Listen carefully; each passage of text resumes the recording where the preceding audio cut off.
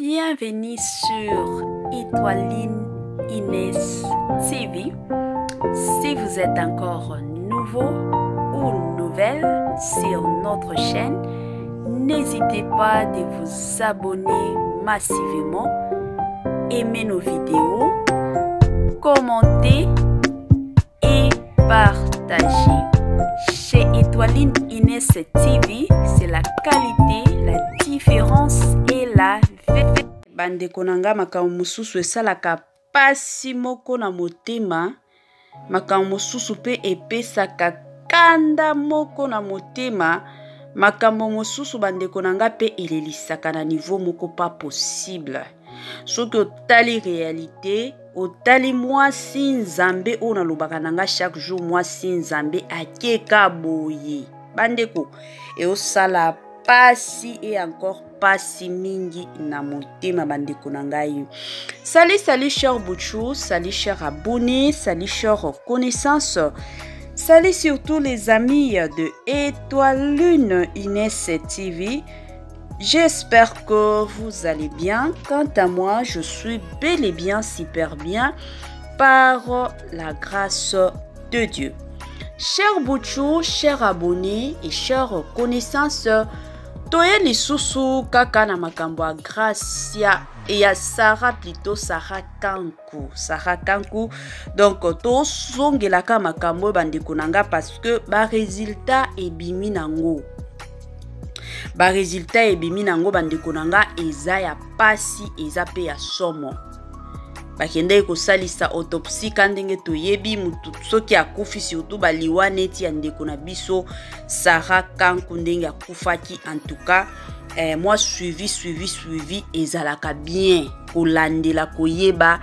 qu'est-ce qui s'était passé, c'est quoi la cause, ba question wana tout, surtout pour que epesa moi conclusion na famille, epesa moi conclusion surtout na mobali na ye, parce que makambo ezalaki louche, makambo ezalaki flou, vérité ezalaki te.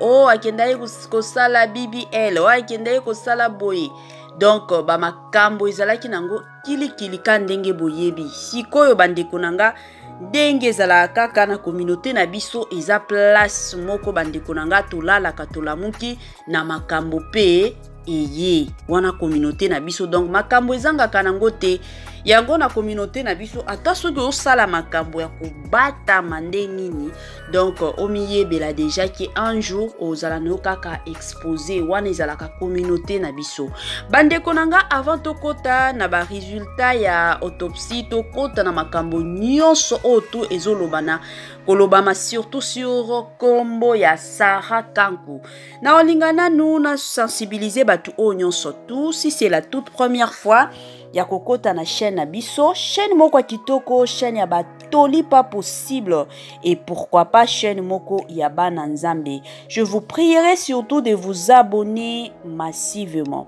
Abonnez-vous. Cliquez aussi sur la cloche de notification pour surtout recevoir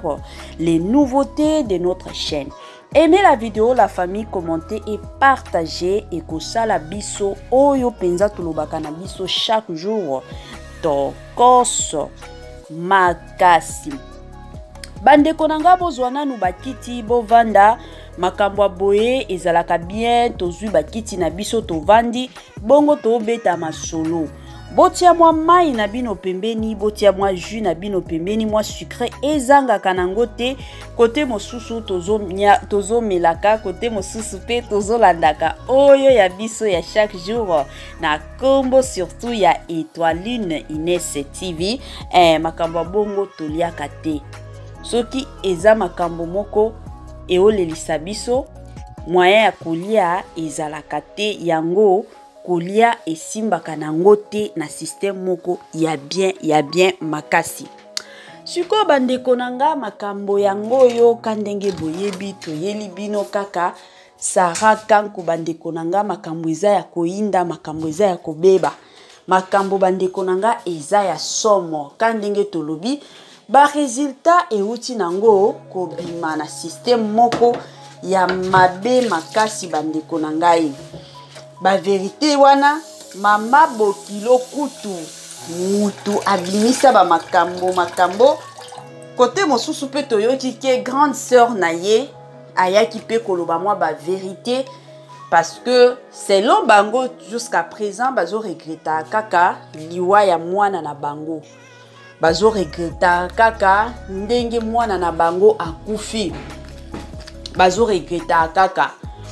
kandenge boyebi soki muto akufi ba condamnation ezalaka ebele, ba jugement pe ezalaka nango ebele pas possible bandeko na ngai yango bango pe ba grande sœur ba ye pe koloba baloba na bango vérité parce que bako zala na bango bien te soki ba yebi ki makambo to loba to makambo oyo ezotambola eza nango lokuta bango selon bango balobi vaut mieux to ya na biso to loba na biso vérité kaka ndenge ezalaka na système moko ya kitoko encore kitoko mingi makasi. Bandeko nanga bino moko boyebi Sarah Kankou akufi à l'âge de fleur, âge 25 ans de âge oyo akufaki bandeko nanga, et c'était prévu que akende na ye Canada na libala na ye na Canada wana epai penza ya mobali na ye, mobali oyo penza adotele ye, mobali oyo ayaki kobala ye, pas que makangu mais mobali penza na ebandeli wana toyokaki déjà ba nungu selon ba information ba pesaki biso ke non akendaki kosalisa libumu pour que azala na libumu plat kandenge evele ya batulelo bazo lela tai mais koloba wana ata ba to yaki komona message ya grande sœur na ye albo yaki na ye kotia kombo na ye atiaki na ye ka anonyme. Alors ayaki koloba que non batu o babomisi leki na bango eza ba camarade na ye parce que trace ata mon côté ezomona na te vu que ba efasaki ba biloko nyonso tout ba compte na ye ya ba TikTok, ba compte na ye ya ba Facebook, ya ba WhatsApp, donc ba conversation nyonso tout ba efasaki yango. Alors trace ya koyeba mwana na bango akufaki bazalaki nango te. C'est ainsi que belle famille na famille ya ba Sarah Kankou nga na obenga ka grâce na ebite kombo grâce wana euta wapi sikoyo famille wana ya Sarah Kankou nde bayaki kondima balobi to salaka autopsie, avec autopsie wana tokoyeba mwana akufi liwa nini nde bakenda yiko sala autopsie. Bandeko nanga selon banungu ba rumeur kandenge zotambola balobi ke non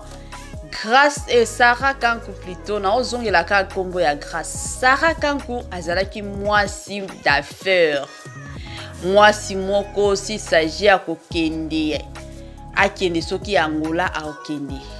si s'agit que non akota Congo Brazza a okota na ye, donc azalaki ne bongo, donc cop de cop, affaire de affaire kutu selon ba histoire mosusu ba ki kopesa biso que non abando bima na camarade mosusu ya mobali na ye ma gloire jour mosusu ezali ka manifestation bongo sikoyo yazaki petit ami ya camarade ya mobali na ye. Ale camarade ya mobali na ye mosusu pe azalaki na manifestation wana azalaki invité tango camarade ya mobali na ye azo présenter ye epa ya camarade mosusu ke oyo nde chéri na ngande madame na grâce na camarade mosusu ya mobali na ye bango nyonso batie elongi na se, donc ba makambo nde makambo selon ba nungu bando sala ba tapage pas possible. Normalement toyebaka déjà soki mobali aye kopesa mbongo dot, et surtout que soki mwasi il faut alanda mobali na poto mingi ezalaka mwasi ya okende na belle famille na ye okendo vanda kuna. Soki peut-être surtout soki voyage na ye kozala peut-être 2 mois, il faut à voyager 1 mois avant voyager. Normalement ezalaka bien mwasi ake ovanda epai ya belle famille na ye. Sikoyo ya Sarah Kankou ce n'était pas le cas parce que kokufa Sarah il fallait normalement à voyager à Kenya Canada dans 2 semaines, mais selon ba explication Sarah Kanku abandaki kofutela ndako ye moko eza te ki abando vanda epa ya ba parents na ye te. Donc abando futela ndako na ye moko azo vanda ka ye moko. Bande konanga bino moko boyebi mwasi déjà soki azo vanda ka ye moko ata soki azo sala ba makambo ya mabe te azo sala ba tapage na ye te, mais déjà ba kombo ba pesaka ekindaka sango moko ya mabe makasi ekindaka mabe ezalaka bongo. Sikoyo yango bato ebele lobaki sur liwa na ye. Ali autopsie eye kobima na ebandeli wana toyokaki ke non famille ya Sarah Kanku eboyaki kopesa ba résultat ya autopsie na belle famille. Baboyaki na bango baboyaki kopesa ba résultat ka ndenge ezalaka. Toyebi te le pourquoi bazoboyaka et du coup toyeko muyoka kaka belle-mère na ye nde ye kobimisa ba vérité ke non ndenge eza bongo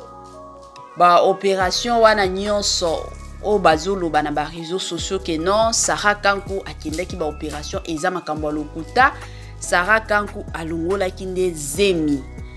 tango amonaki keno azo voyage azo kende Canada sikoyo aza na zemi ya mobali mosusu nde wana akendaki kolongola zemi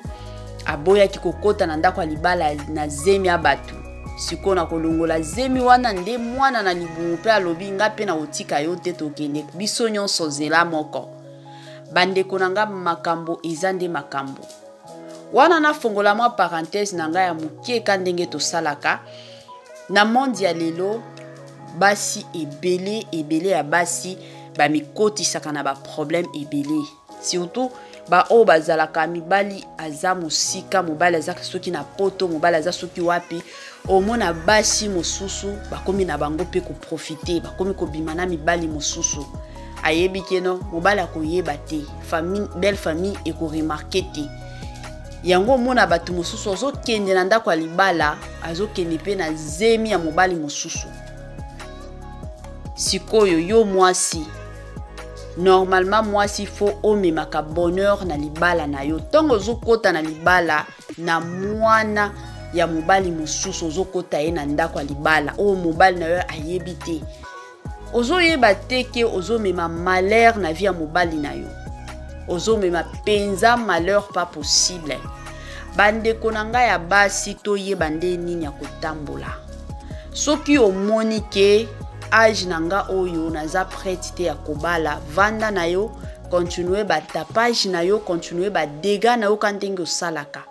Mais soki omoni ke tango ya kobala ekoki en tout cas sois sérieuse na makambo nyonso osala. Kandenge na lobaka na ba émission nanga mosusu il n'y a jamais de fumer sans feu. Donc soki tomoni moto to mona plutôt fumer quelque part c'est que moto ezala bongo. Barimer oyo ata soki eza barimer kandenge ezo tambola ekindaki emataki azaki na mibali kutu selon barimer mosusu ke non ti na mibali ya ba grande sœur na ye o baza na poto soki bakitikin babando linga ye pembeni na bango te. Pourquoi? Parce que o aza mwasi moko ya mobulu aza mwasi moko boye. Imaginez bandeko nanga eza ya pasi soki déjà batu bazo loba bongo batu bazo critiquer bongo c'est que na makambo nyonso tu batu balobaka eza te ke nyonso tu eza ka lokuta ezala pe na mosusu ezalaka ya solo ezala pe na mosusu ezalaka nango pe lokuta ezala bongo. Bandeko nanga toyeba nde nini ya otambola na se ya moi liwa ya ndeko na biso Sarah Kanku eya ko interpeller biso surtout ba jeune fille bino bozaka na vie wana ya tapage bino bokomika na vie wana ya bikota kota bisimba simba okende kotoyo mabe ozonga kotoyo mabe osala boye mabe toyeba nde nini ya kotambola mokili lelo ekomi mabe tala siko lelo niveau ndeko na biso asia mikufela na ye mais kombo na ye façon ezotambola na ba réseaux sociaux pas possible yango to souhaita kaka soki muto akufi repose en paix molimo na yo epema na kimia siko na ba circonstance abongo donc mowei asi akufi na ye eza kaka lelo boye lolobi boye lelo boye lobi boye eza pasi yango bandeko nanga toyeba nde nini ya kotambola na se ya moi nalobaka ngo chaque jour sur cette terre nous sommes des pèlerins donc toyeba marche na biso ndenge nini totambola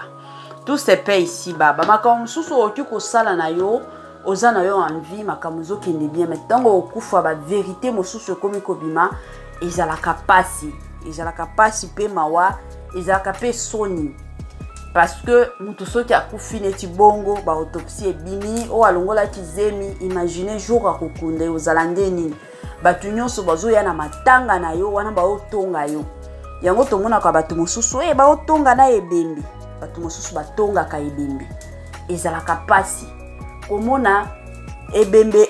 avant azala ebembe avant akufa atambolaki ndenge nini vi na ye ezalaki ndenge nini yango soki pe akufi omoni bato bakomi kokritike ebembe na ye et ce qui n'est pas bien bandeko nanga toyeba marche na biso sur cette terre yebaka ndenge nini ozotambola ndenge nini se comportaka ndenge nini ozokendaka vi oyo bakendaka nango pressé te bandeko nanga vi oyo lelo soki nzambe asali yo ngolu asali yo grâce oza na yo envie kumisaka nzambe epi yebaka ndenge nini okoki kotambola neti mutu nyonso te